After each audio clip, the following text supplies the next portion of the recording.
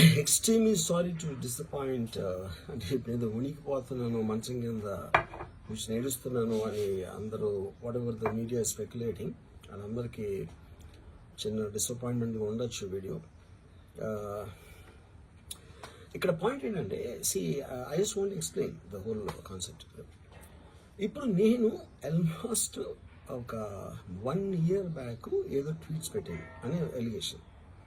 ఆ ట్వీట్స్ ఎవరో మనోభావాలు దెబ్బతిన్నాయి.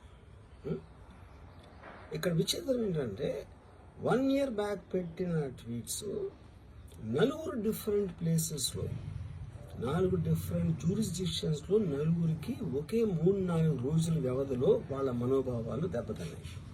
వాళ్ళు ఆ పరంగా కంప్లైంట్ ఇవ్వడం, కేసులు పెట్టడం జరిగింది.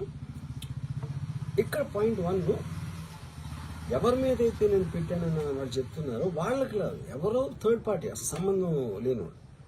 సో ఆ కాంటెక్స్ట్లో అసలు ఈ కేసు ఎలాగా, ఈ సెక్షన్స్ ఎలా వర్తిస్తాయి అనేది అప్పుడు ఆబ్వియస్గా నాకు వచ్చే అనుమానం కానీ, నాకు కానీ నా మనుషులు కానీ, ఇది ఒక పర్సిక్యూషన్ చేయటానికి ఒక పద్ధతి ప్రకారం ఉన్న ఎలవబుల్ లాస్ని వాడుతున్నారా, లేకపోతే ఇప్పుడు వరల్డ్ ఓవర్ ఒక ఫినామినా ఏం జరుగుతుందంటే పొలిటికల్ పార్టీస్ వాళ్ళు they are weaponising the systems of the police. అది అమెరికాలో జరుగుతుంది, యూరోప్లో జరుగుతుంది, ఇక్కడ కూడా జరుగుతుంది.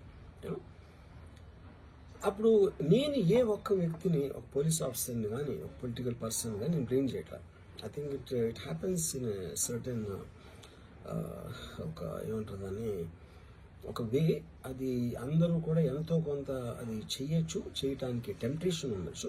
But eventually there is the law of the land which will take the final call. So అది that I completely agree, believe in that and I abide by that as a citizen. So ఇప్పుడు ఇక్కడ జరిగింది ఏంటి, నాకు ఒక notice వచ్చింది, నేను ఒక రిప్లై ఇచ్చాను, ఫలానా చోట ఫలానా తారీఖు నేను వస్తాను. అప్పటికి నాకు జరుగుతున్న పని ఒక ఆన్గోయింగ్ స్కెడ్యూల్ ఉంది కాబట్టి, నాకు ఫిల్మ్ వర్క్ ఉంది కాబట్టి అవ్వలేదు. అండ్ ఇట్ ఈస్ వేరే ప్రొడ్యూసర్ చేస్తాను, ఆ ప్రొడ్యూసర్కి నష్టం వస్తుంది కాబట్టి నేను మళ్ళీ టైం అడిగాను. ఇదేంటి కేసు, ఇదేం అర్జెంట్ కేసు అంటే 1 year తర్వాత ట్వీట్ చూసిన అతనికి 1 weekలో అన్నీ అయిపోవాలనేది ఏమన్నా మీనింగ్ ఉంటుంది అసలు దానికి?